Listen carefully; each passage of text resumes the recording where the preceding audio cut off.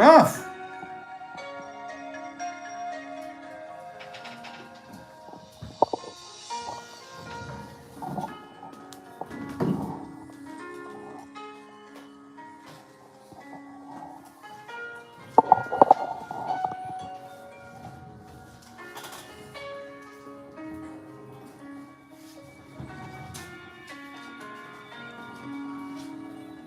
Thank you.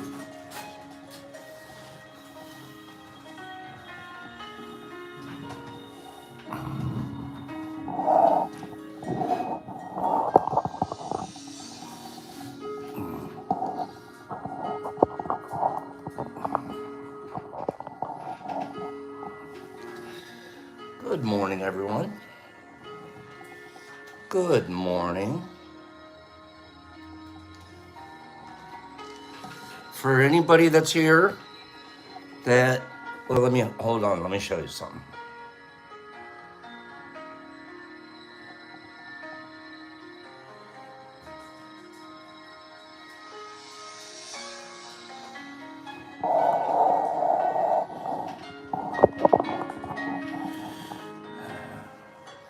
If you're not one of the people on the wheel, if you're not one of the people already on the wheel, give me a number between 1 and 50. Go.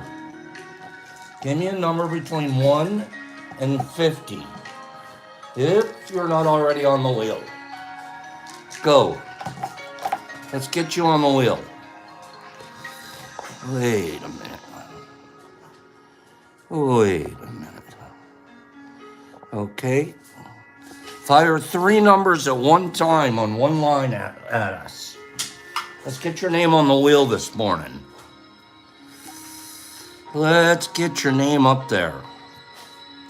First person to have the number that I see on the chute on my screen will get their name on the wheel.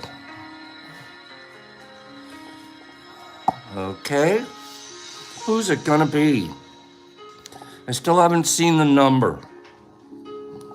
I'm waiting. We'll get a number soon. We'll see the number. Let's get on the wheel. Lucky Lures. Lucky Lures. Lucky said 3, and it's a 3. Lucky Lures. Let's get Lucky up there.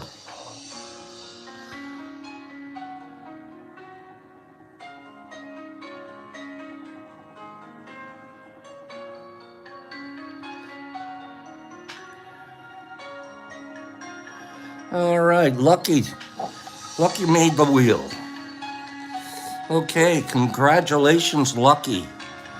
We're gonna get a couple more people's name up there. Hold everything. This is what we're sending out to the 3 winners today.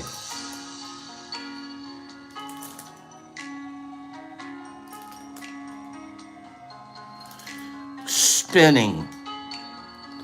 Spinning. Okay.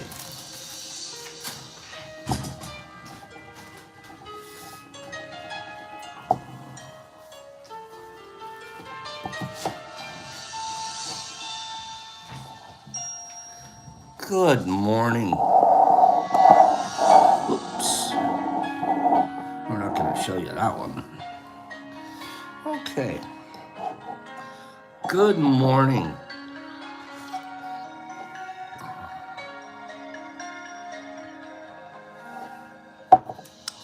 Good morning, Cleanie.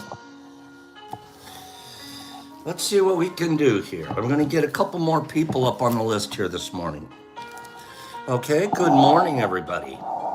It's Spin to Win Friday. Let's talk about the top orange producing countries. I have a list here of the top 10. I want you to tell me what number 8 is.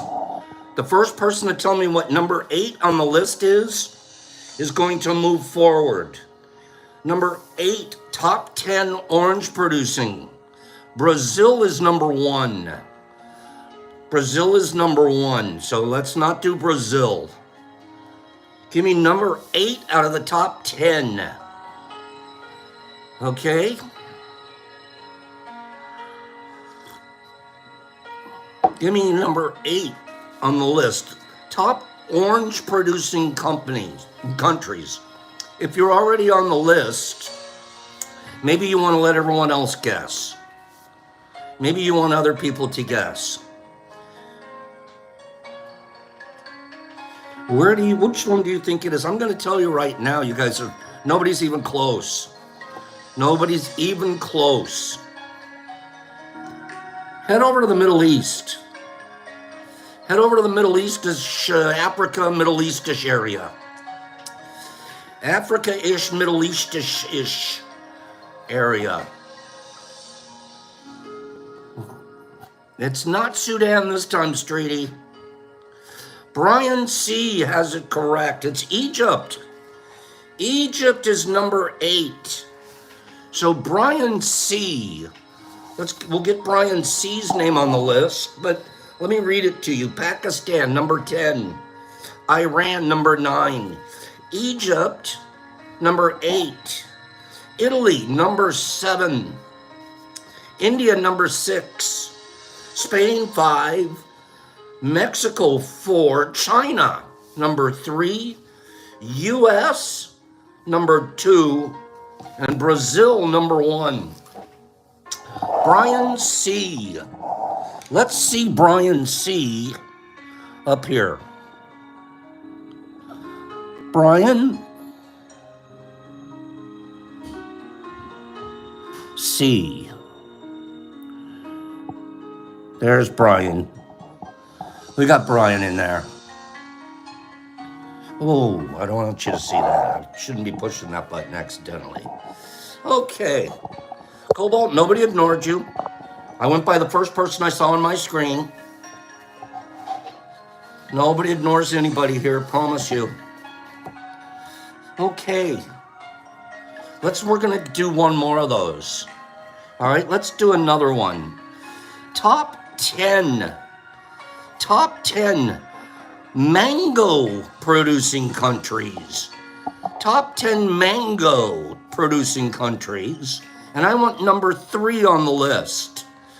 Number 3. Give me number 3 on the list. Top 10 mango producers.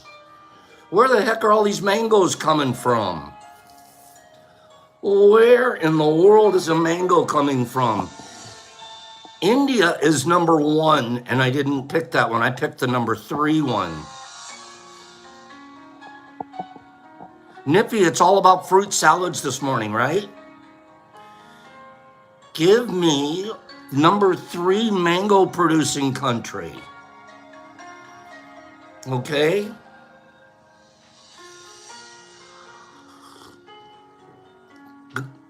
What's number 3? I'm going to have to give a hint. Here comes the hint. Here's a hinterton. Good morning, Penny. Here's a hinty. They are currently at odds with the country right next to them. They might go to war. Something very bad has happened on there between those two countries. Which one do you think it is? It is not Ukraine and Russia. No. Kenneth Meyerson. That's correct. Kenny. Kenneth Meyerson said Pakistan. That's the one. Pakistan and India. You good there, Herbie, but it's Kenny. Kenny got it. Let's see. I'm going to put Kenny up here.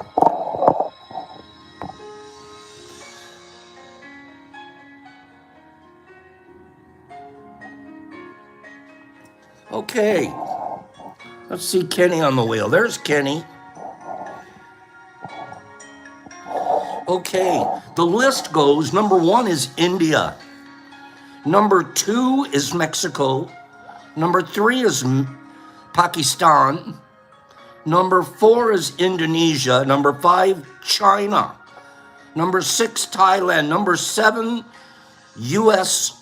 Number 8, Brazil. Number 9, the Philippines. And number 10, Haiti's bringing in a lot of mangoes. Okay?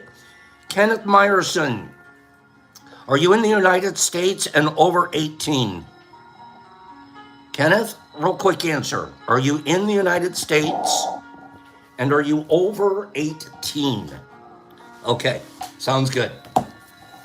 Sounds perfecto. Okay, well, let's just do it. Let's just do it. Wait.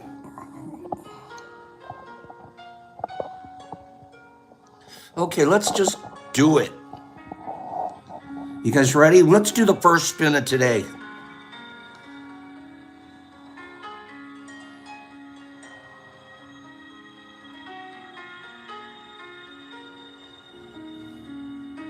That's looking like a Kim the Golden Bolden. Kimberly. Kim's here this morning, isn't she? Kim's here this morning, am I right? Kim the Golden Bolden. Is Kim here this morning? She will be. We say you have to be here to win. You have to be here to win, but we're going to make sure that Kim wins. Okay? She'll be here.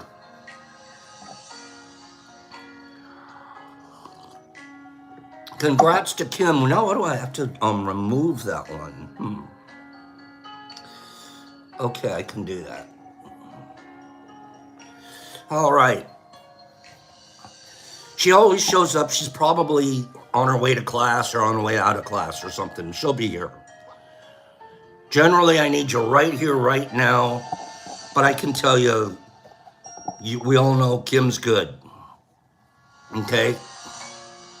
We all know Kim's good. Am I right? Give me 5 people that agree with Pops. Of course, we're sending it to Kim. Let's get someone else's name on here.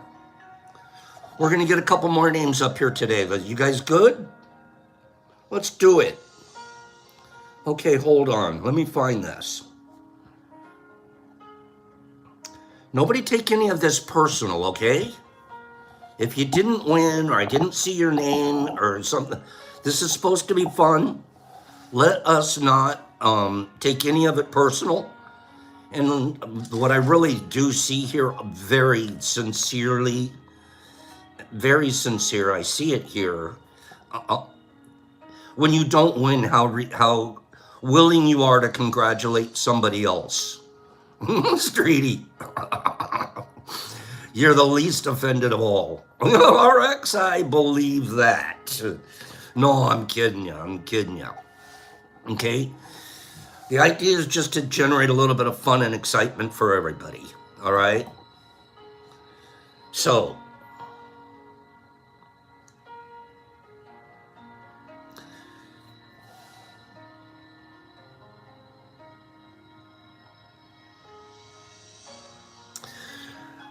the first person to answer this question correctly, that isn't already on the spin to win, Kim's here. Kimmy, you just won. You won. I'm going to be sending you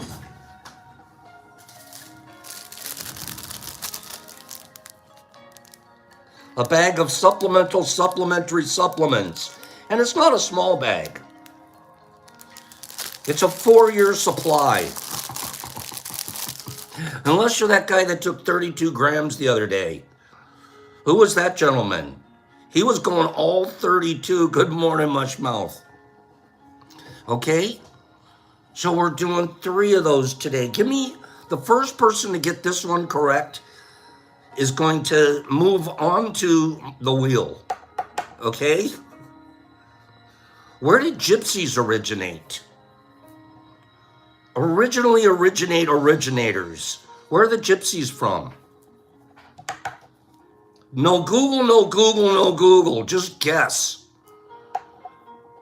Romania is what everybody thinks, Sanam, but that's the myth. It's not Romania. It's not. And I see somebody got it correct, but their name is already on the wheel.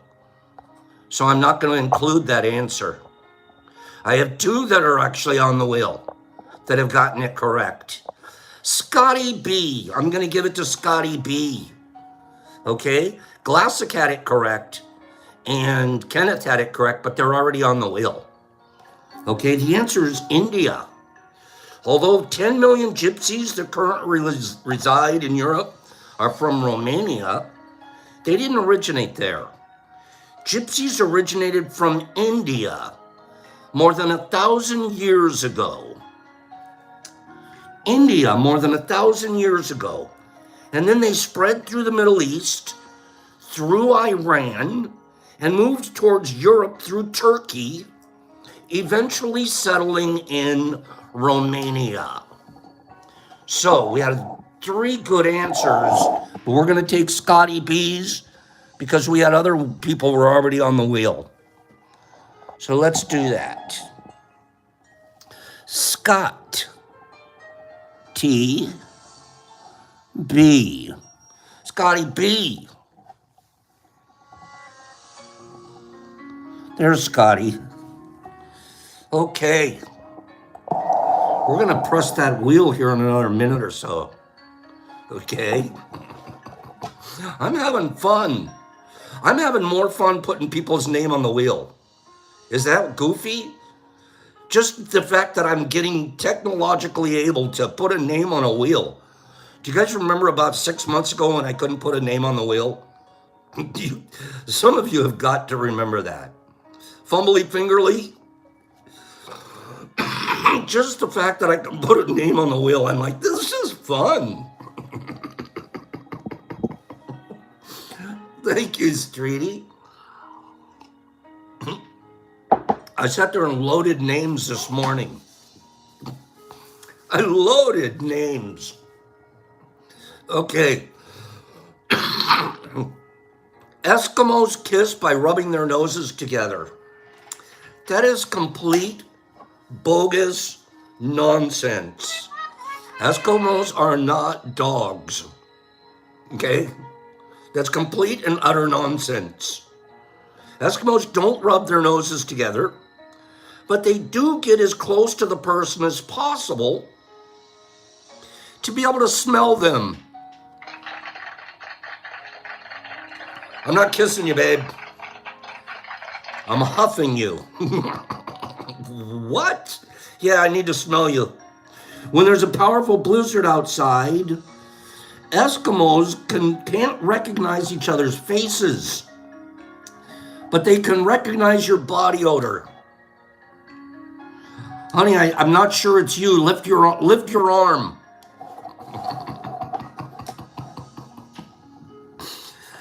Oh, that's crazy. Honey, don't bathe or I'll never recognize who you are. Don't. Okay? I smell delicious. Oh, Kenneth, that's a good one. Kenneth called it sensual assault.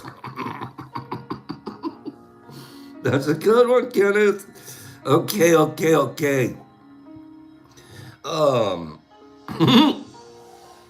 That's funny. I'll smell you later. Okay. Do you smell like what you eat? If you're an Eskimo, what do you smell? Mackerel? What do you smell? Polar bear? What else? Walrus? What are you smelling like? A walrus?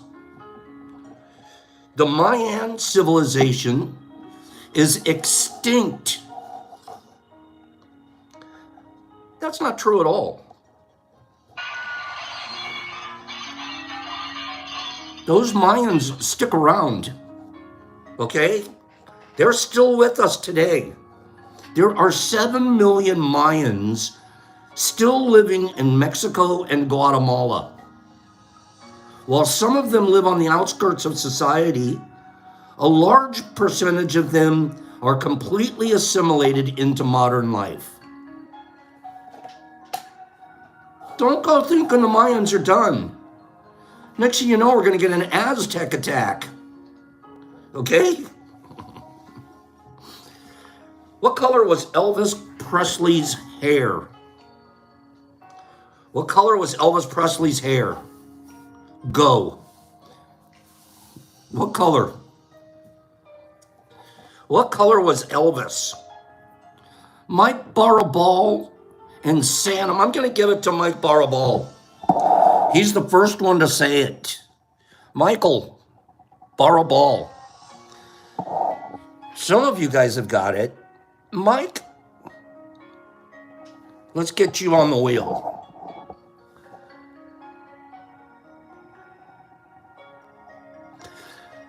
Elvis's hair was blonde. Blonde. Elvis used to dye his hair black for most of his career, but his real hair color was blonde. So what they're saying is Elvis was basically an Elvis impersonator. He was the first. Elvis was his own first impersonator. That's very interesting. Elvis impersonated himself from day one. Okay? Complete fraud, Penny. That beautiful jet black hair that every impersonator copies. Try a blonde. He would look so creepy as a blonde. I'm glad he went black. He would have looked creepy. Doing all that wiggly jiggly stuff. And he's wearing blonde. No thanks. There have been phony balonies throughout the music industry, haven't there, Milli Vanilli? Okay. Would the girls like him? I'm only speaking to the ladies here to get down with Elvis. Would you prefer him as a blonde? Would you prefer? Pop started out a blonde, Taco. Would you prefer Elvis as a blonde? What do the girls say? Niffy's like, maybe, Pops, just maybe. Penny's a flat out nope. Elvis. We should do an AI of Elvis as a blonde. Sue's like, no way, it's got to be black. Okay? It's got to, how about without sequins? Jolie's going, he's a man. Any hair color will do. Yeah, any hair color will do. Okay? Let's do this.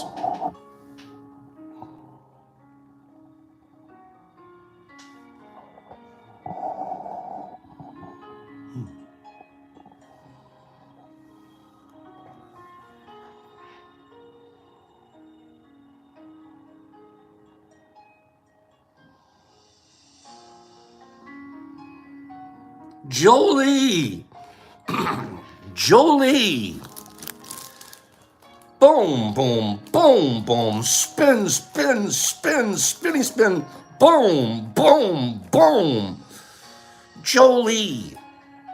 And Jolie's recovering from her broken tailbone too, if you guys remember correctly.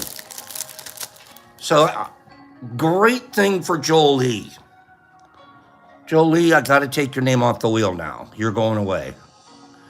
Okay, you're bye. Okay? Yes, Bruce, what you need to do is you need to email me. It's all one word, the Detroit Mush Lab at gmail.com. And I'll send you a little menu actional. Okay? But then we also give them away as prizes here. Because we all need medicine. Okay. Mythobustos. We did pretty good on those this morning, you guys.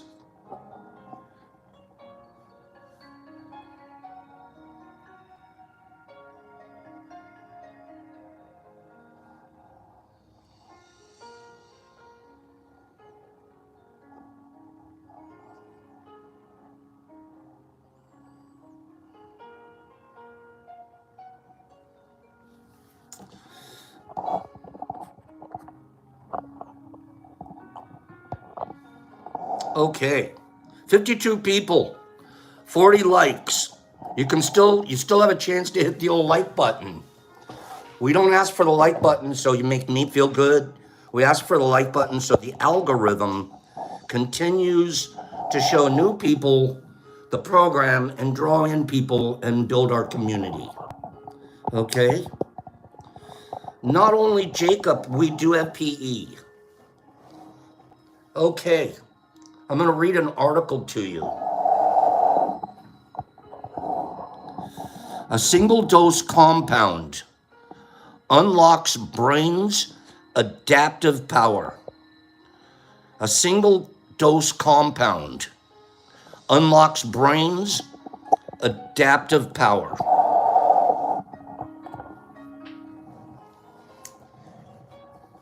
This is an article that came out April 22nd. Okay?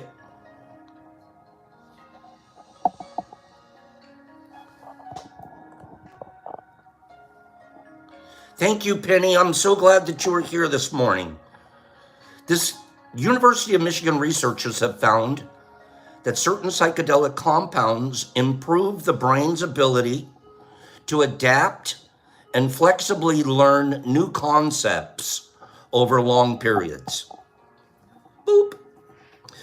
This kind of cognitive flexibility is impaired in many psychiatric and neurological conditions.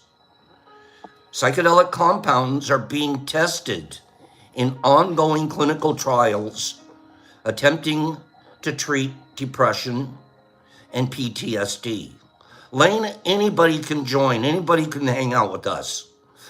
This was said by Omar Ahmed, a University of Michigan associate professor of psychology and the senior author of this newly published study. These conditions, as well as Alzheimer's disease, are often accompanied by decreased cognitive ability. We find that a single psychedelic dose can boost flexible learning over several weeks in mice, highlighting the ability of these compounds to induce long-lasting and functionally important changes in the brain. The team discovered that one dose of the psychedelic compound helped mice think more flexibly and do better in behavioral tests even weeks after the drug administration.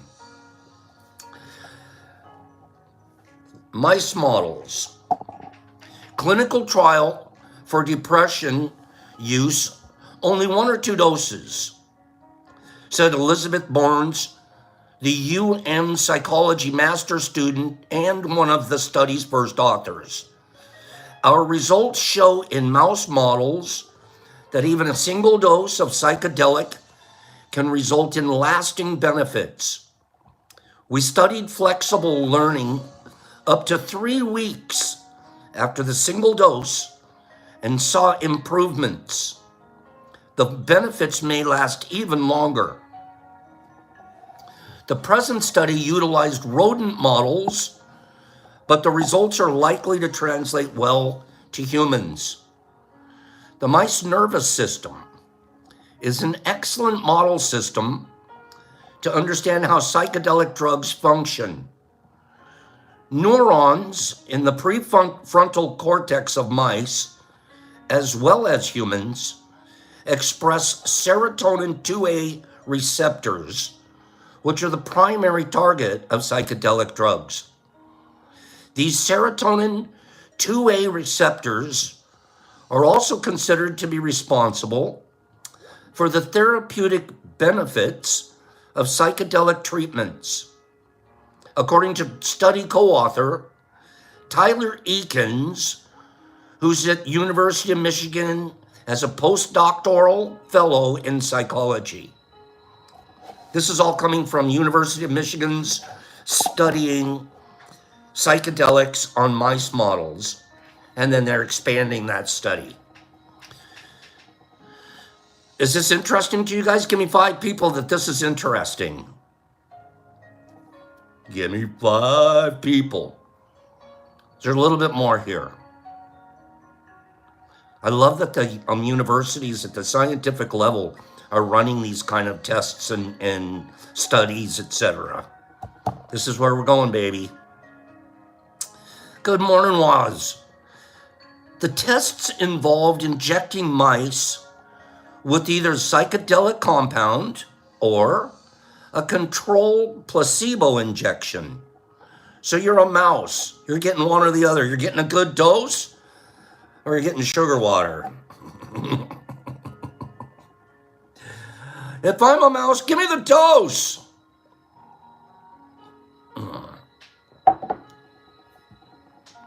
The mice were introduced in an automatic training device called the Fed3. ANOG or ARXOG, you don't need to be here, bro. We don't take it personal, but if you're not digging it, you don't need to be here. It's cool. But nothing personal. The mice were introduced to an automated training device called the FED3, which gave them food pellets as rewards for poking their noses into distinct holes in the correct sequence. Okay? So they're basically whack-a-mole, stick a nose in a hole in the correct sequence, and boom, your pellets drop to you. After the mice became proficient at remembering the sequence over several days, the rules of the task were suddenly reversed, requiring the mice to learn how to visit the holes in the opposite sequence.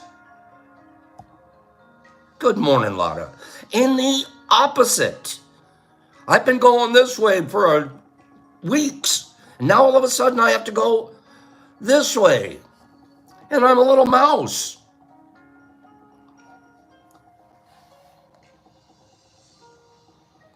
Both male and female. Was there a different, what do you think? Do you think the male mice perform better than the female mice, or vice versa? Which of the gender of mice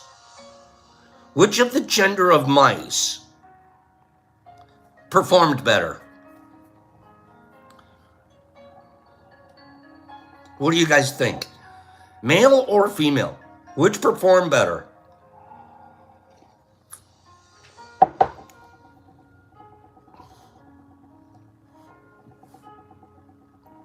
A lot of you think it's the female in mice. That's interesting. It was a trick question. Not a single one of you, except now Billy D. Why can't it not matter? Why do we have to make it gender specific? Because I asked it in a kind of a trick question way, maybe? No. Okay? So what happened? Both male and female mice were treated with psychedelic learned this new rule more quickly than mice that were given the placebo injections. Okay?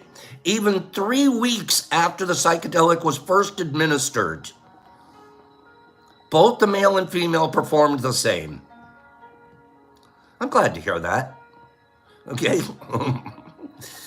The automated task design developed by the team marks an advance in how scientists study flexible learning over long durations. Designed to streamline the evaluation of cognitive adaptability, this innovation opens the door to more efficient and precise research into the effects of psychedelic compounds on the brain, requiring only infrequent human intervention, the researchers noted. Despite the findings, Ahmed cautions that many questions remain. Psychedelic medicine is still in its infancy, but it's progressing quickly, Ahmed said. Marcus, I'll tell you, give me a minute. For example, the current study focused on the long-term effects of a single psychedelic dose. One question is, what happens with 2, 3, or even 20 doses taken over several months? Is every additional dose increasingly beneficial for flexible learning? Or is there a plateau or even a negative effect after too many doses?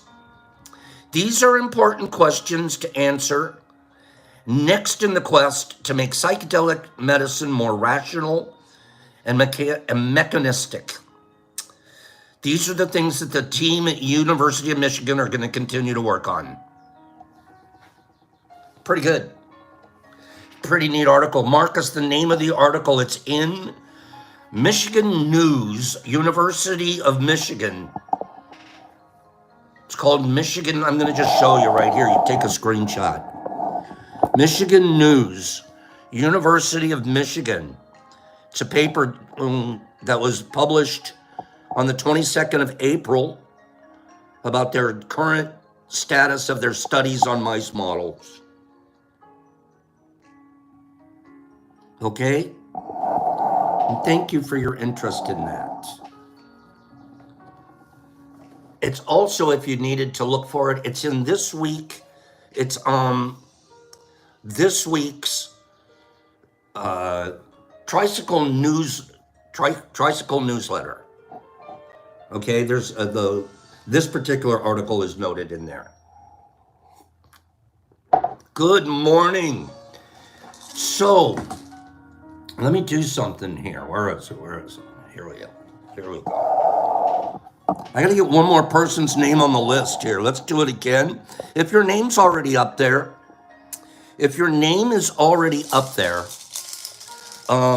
please don't play this time. If your name is not up there, give me a number between 1 and 30. 1 and 30. Go. Yeah, Lane, it'd be wonderful if you kept coming back. Give me a number between 1 and 30. Michael Allen. Michael Allen just got it correct. Michael, Michael said 24, and sure enough, it's a 24. Michael Allen. Let's get Michael on the list.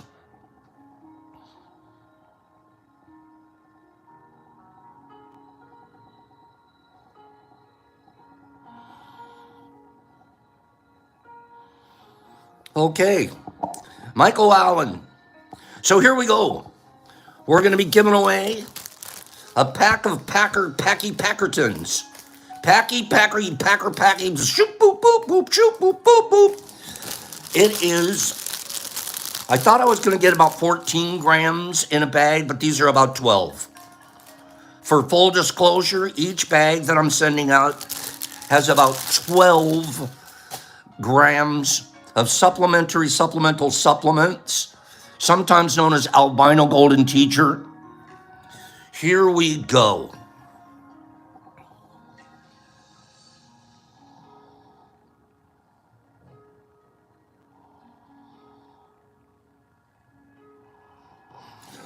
Herbie Von Werby, come up. Herbie Von Werby, Cabroken Furby, come up. I don't mind with Herbie winning. He does a lot for us here. So does Derek Anderson. Herbie's always got his finger on the button. Get in the van! Get in the van!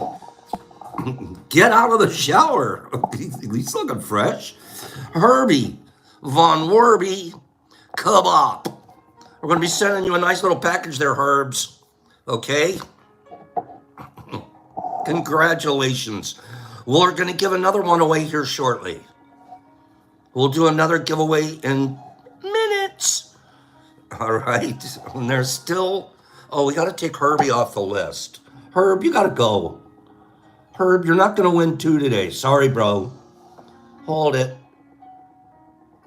The people that are still left that can win, Sanum, King Metro, Dando, Michael Shanti Patterson, Nipper Mama, Classic Blaster, Sammy Posick, Lucky Lures, Brian C., Kenny, Scotty B., Michael Butterball, Mike Butterball, and Michael Allen.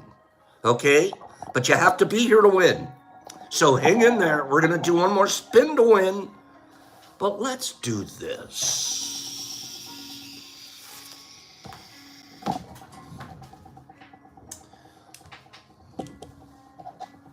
We're going to discuss the same topic we've been on all this week. Okay? And that is the emotion, the strangling emotion. Completely uninvited emotion of shame. I'm setting up the IG. Give me half a second here. Okay. Here we go. Brene Brown, Atlas of the Heart.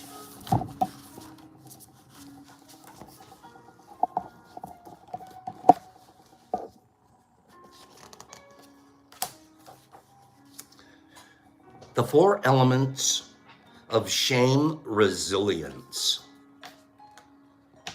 What is shame resilience? Across our research, the participants who could move through shame without sacrificing their values and authenticity shared 4 practices when overcoming shame. We don't have to dwell in shame. We don't have to wallow in it. And yet it's very wallowable.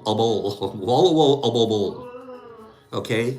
It's one of those emotions it's easy to wallow in. And then when you do, you're going nowhere fast. You're actually going to go backwards. How do we resist shame? How do we work through shame, which is a natural human emotion that we don't want to stick in long? How do we work through it healthy and in a positive way?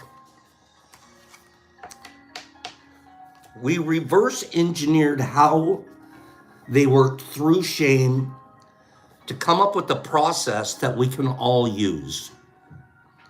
These steps rarely happen in the order I'm going to read them.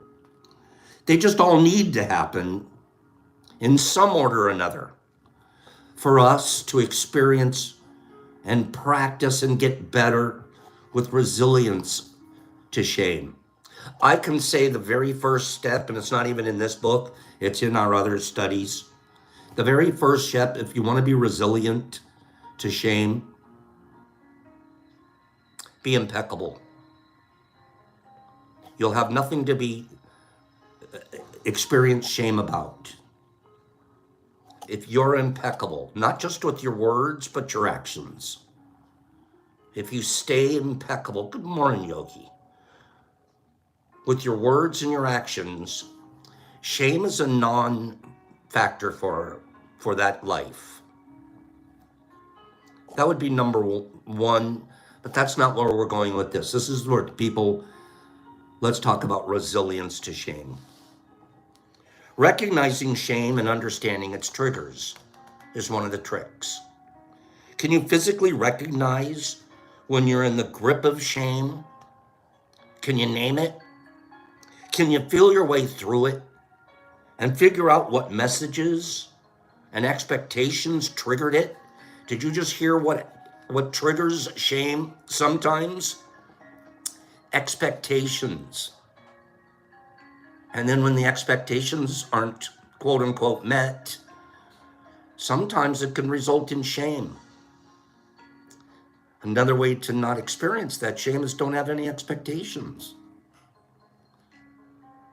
Aren't the 4 agreements so simple? This is why Neff's concept of mindfulness is so important. We can't pretend it's not happening, and we can't get swept away by it. Good morning to Rich in England. Practicing critical awareness. We talked about this a couple of weeks ago. The guy or the gal that has no self-awareness. They're bombastic, they blow in the room, they can't read the room. They're usually somebody begging for attention, and they're not even aware what impact they're having on either a personal relationship or community relationships. They don't read the room.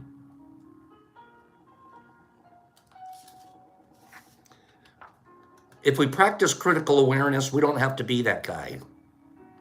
Well, I think, Don, I think alcohol can certainly trigger that. I think alcohol certainly heightens our ability to be completely unaware. Can you reality check the messages and expectations that are driving your shame?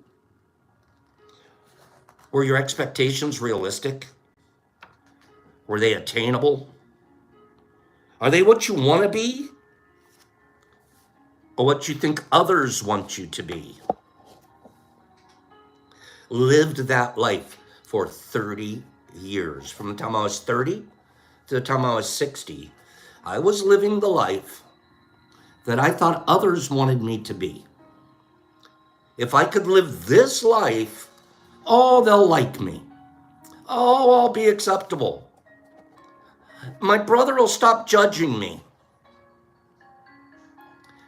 But in that life, I was a hypocrite. Still hiding, still secrets, still little things. But up front, oh, you would never have known. A good 30-year mask. The first 30 years, I was living wild and free, but hurt and in pain and self-medicating because of relationships as a child. My parental relationships. More my father. So I just drank and drugged over it and turned into a big drug dealer in Southern California because I might as well. I'm mad at everybody. I'm mad at the Marine Corps. I'm mad at my dad. I'm mad at the United States citizens that don't understand the military. You know when I became critically aware? You know when I became critically aware and started practicing more awareness? This is a true story. When I started growing mushrooms. 6 years ago now. When I really started growing mushrooms. Where's this music? Sorry.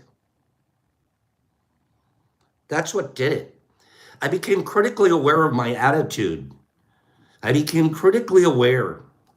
Give me 1 second. Of my lack of patience. Of my easy to trigger. I became aware of all of these things, and the mushroom was saying, while you practice all of those things, you're not going to get the best out of your tub. You're not. If you can slow down, if you can stop being a jerk, if you can stop looking for money out of this, if you can stop looking to be the best. My ego was so involved the first year. I'm going to be the guy that comes up with the substrate of all substrate. And every minute that I spent in the lab was an ego-driven moment.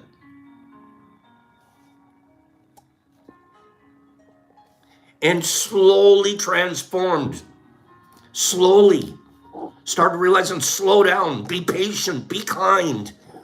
If you give away as much as you get out to the supplier, what's going to be the end result for you, Pops? I started practicing becoming more aware. This is a true story. 100% true. That's why I'm such a proponent. That's why I decided I have to go on YouTube and tell everybody. And then going on YouTube and telling everybody continued my awareness. I have to be aware every day that what I'm saying and what I'm doing backs up the truth. That I'm exhibiting authenticity here. It would be so easy to find out Pops is a fraud if he was a fraud.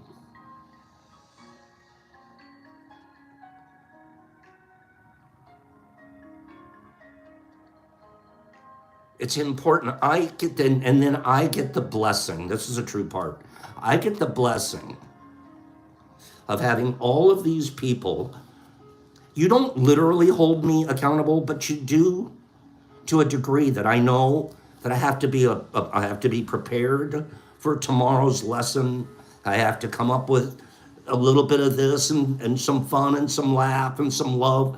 And I want to be accountable to my friends 4 days a week for a minimum of an hour. When you start doing that, you start practicing awareness.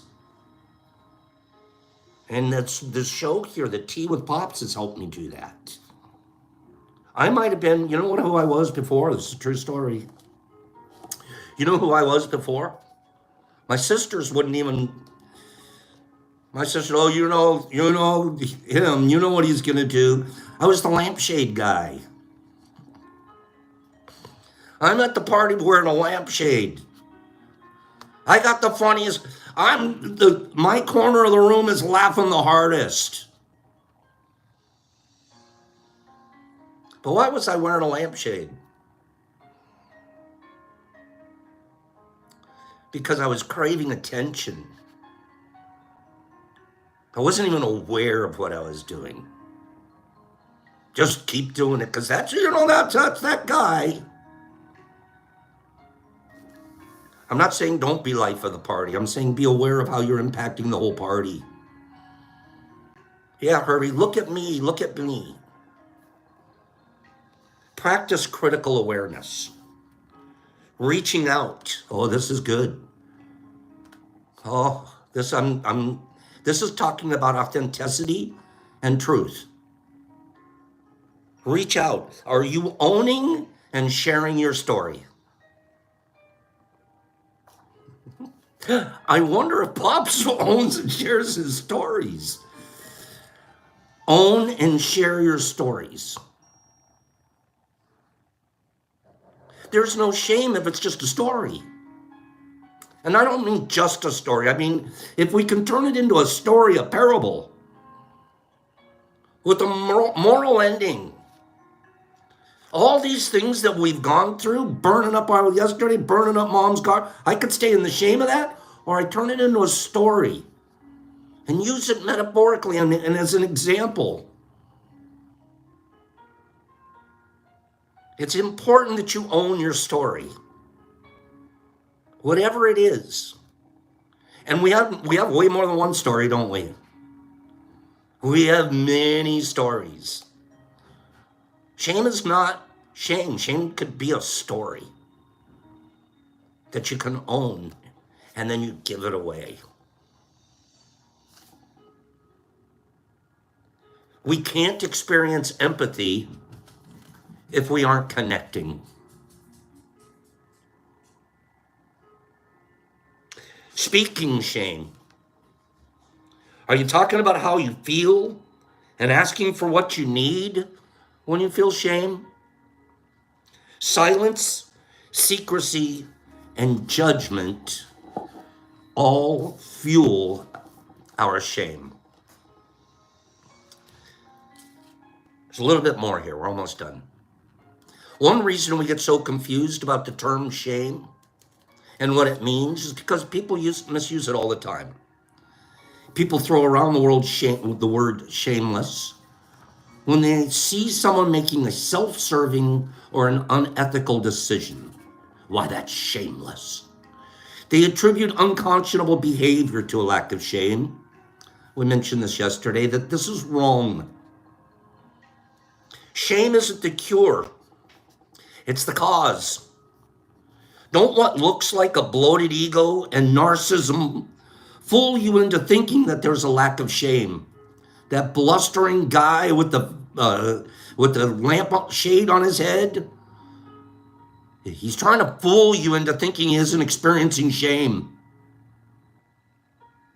Shame and fear are almost always driving unethical behavior. We're now seeing that shame often fuels narcissistic behavior. That narcissist, we know them. look past their narcissism and understand they aren't even aware of the shame that's manifesting itself in its narcissism. They're not aware. Where we get to be with that is both empathetic and compassionate, not judgmental. I know so many people, oh, he's a narcissist. What are you doing about it? How are you helping him or her? Standing around and just telling everybody else, gossiping, so-and-so's a narcissist, isn't very self-aware. In fact, I define narcissism as the shame-based fear of being ordinary.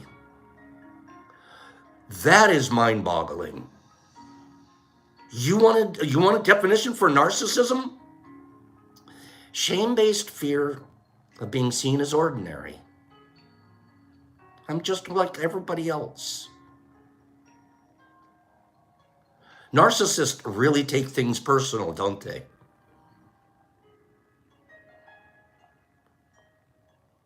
It's the exact opposite of one of our agreements.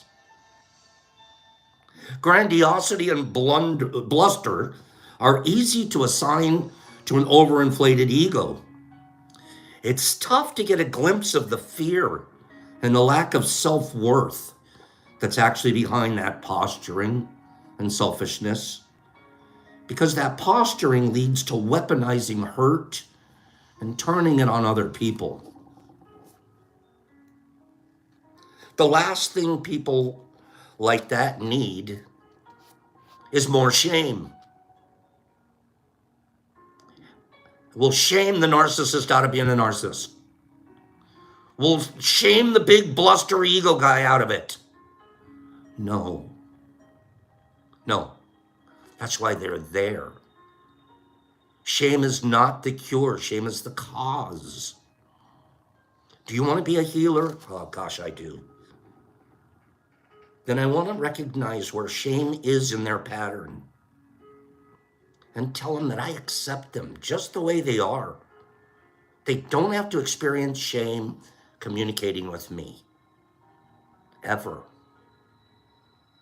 You can tell me anything. I have a background of being able to, and this is the truth, my background is being able to keep your confidence. If somebody told me something in confidence, it never leaves again, ever. That's ironclad deal. The last thing people need is more shame. It's very important. This is how we raise our children, with shame. I was shamed into so many things as a kid, and it's such a bad teaching, learning tool. We're creating little crazies. We're creating little self-medicators. We don't want to use shame as we parent. What we want to use is kindness. Kindness. I could imagine every time my dad said something to me, if instead he'd said it in kindness. I'm going to share something. It's the most hurtful saying, and it's stuck in my memory, but I'm going to walk through it with you guys right now. I was kind of a sharp kid in school, pretty smart, always top of the class kind of a guy. And my dad used to look at me, and instead of saying, man, I'm really proud of you, son, you're doing great. You know what, and that's all I wanted. That's all I cared about. My dad, I modeled myself after him. I walked like him. I talked like him. He was the guy I wanted to be. And then he turns around to this little model of his that looks just like him. And he turns around and he says, oh, you think you're a big shit on a silver platter, but you're nothing but a cold turd in a Dixie cup.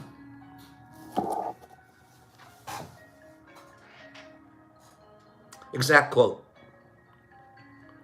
I'm not a big shit. on a silver platter. I'm a cold turd in a Dixie cup. My dad said so.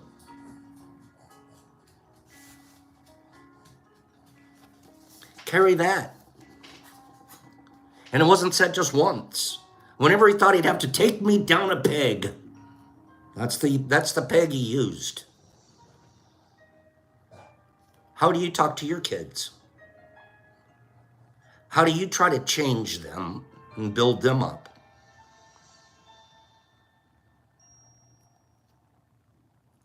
Shame is not a good tool. Tried shaming me into being different. Stop acting like you're the top of the class. Maybe I wouldn't have to act it that much, Dad, if you just told me I already was. And this is all stuff I had no clue to. I didn't know. So I just drugged and drank over it until I couldn't anymore. The last thing people need is more shame. More accountability for their behavior and lack of empathy? Yes. More shame just makes them more dangerous. It gives them the opportunity to redirect attention to their shaming behavior. Shame is not a compass for moral behavior. It's much more likely to drive destructive, hurtful, immoral, and self-aggrandizing behavior, all of which I had. Every one of those, I had it. Why? Because where shame exists, empathy is almost always absent. Did I have a father that wasn't even capable of empathy? Maybe. He certainly didn't practice it. Okay. I don't need to live in that. I need to use the same man that I was using as an example and following him around. I'm going to continue to use him as an example. In some cases, a what not to do example.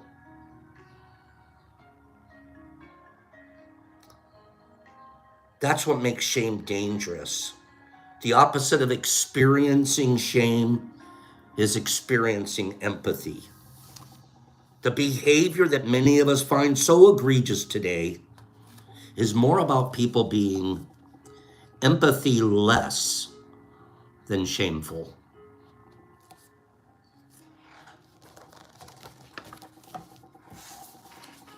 Give me 5 people that thought that was pretty good stuff. Pretty good stuff. Be careful.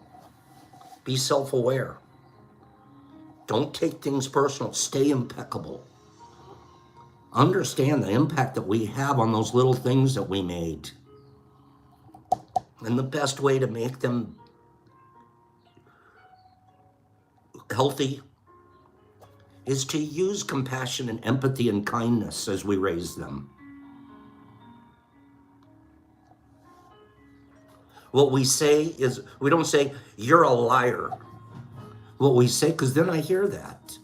What we say is, I don't understand. You're such a good boy. Why would you say something like that? And make them become self-aware. What was it in me that decided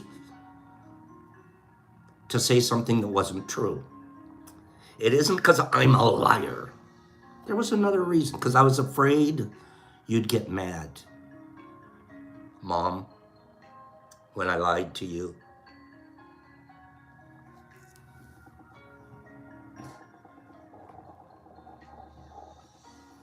And we start programming that into them.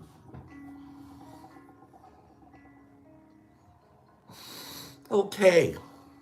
IG, thank you very much. It's been a beautiful day. We're going to go over here and do this little spin situation.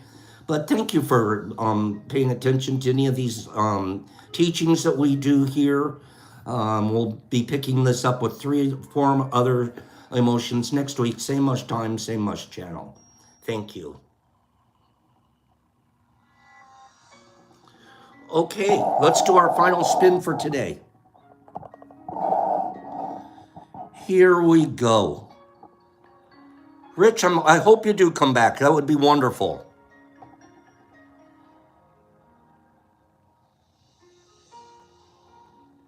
Who are we getting? We're getting a Scotty B. Scotty B. Scotty B, are you there? Is Scotty still here? Sam. Is Scotty still here? Scotty B. I'm just waiting for Scotty to say he's here, so he knows that he won. Is Scotty still there? He is, Scotty. Scotty, send me your address. All one word, the Detroit Mush Lab at gmail.com. Send me your address, and we'll send you out that pack of supplemental supplements, okay? Let me scroll you guys out of here. Thank you again for giving me a place to grow my authenticity, my self-awareness, and my flexing, my practicing to be more kind. Not just to you guys, and not just to my mushrooms, but to every living creature. Every living creature, except for maybe a spider. Spider, the only way I'll just have to throw you outside. You can't stay in the house, okay? But everyone else, you're good. Have a great day, Sue. Great weekend, Niffer. And Derek Anderson, my good friend, Billy D. And Marcus McCarty and Joe Dees and Niffy. There you are, and Billy D. and Big Mike. And Brian C. and Mike Butterball. And Joe Lee and Billy D. and Taco. I'm glad Taco and Lucky Lures were here. Kenneth Meyerson, thank you. Seem like a smart fella. Justin and Shy, there's Shy. Duck Sauce, I like Duck Sauce. Classic Blaster and Mushmouth, love ya. Donnie Fike and Lotta, love her too. Jesus Christ and Sanum and Jesse James and Sammy P. And Mr. Phillips and Justin LaFlower. Trenty the Trenty Trenterson, Michael Allen, Jay Hurst. Jesus Christ in Australia. Nippy, it's been a beautiful week here at the gym. I agree with you, dear. Kimberly, have a fleeky weekend. Send me your address, doll. Herbie Von Werby, Broken Furby. I need an address. Sue and Ryan and Marcus and Cleany and Rodmond and Shy and Cat Meowzilla and Tribal Science and Derek and Some Wheat, Summy Wheat, Lotta, Snail Trail Hair Care, Michael and Rich K and Joe D's and Duck Sauce and Jesse James and Justin's more than okay. Laura, she's divine. Clean Grow, Michael Shanti Patterson, Lucky Lures, B. Hendricks, Corey D. Pidgey, Page, Mike Butterball, Sam P., Freddie Hink, and Billy D. Pops. You know the 4 agreements: being impeccable, not taking things personal, no expectations, do your best. I know you will. Pops out.